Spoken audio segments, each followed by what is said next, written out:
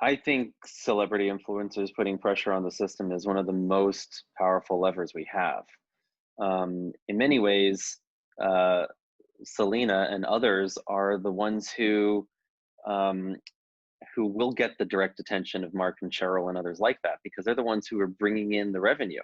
They're the ones who are bringing in the eyeballs, right? Effectively, they are the a magnet that these platforms leverage. The top 20 people on Instagram have probably the most influence over Mark and Cheryl compared to anybody else. All of the press that's come out, all of the ways that everybody tries to influence or get the companies to wake up, those have been seemingly less effective than in some cases, direct messages from Selena saying, "Hey Cheryl, this is what I think, and this is what you guys need to do." What happened in on Capitol Hill was the result of years of indifference by social media companies to hate running rampant on their platforms, to divisive actors being allowed to manipulate people using lies, to great big lies like the election was stolen being pushed out to tens and hundreds of millions of people.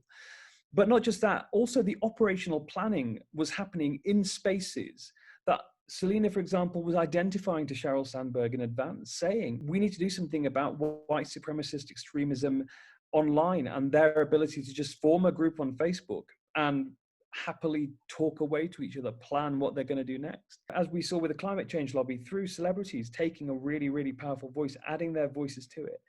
This is the most important challenge for us today, because we've seen that this influences everything else. And the power of social media is that it influences not just elections, but it influences the climate change discussion. It influences COVID, it influences vaccines.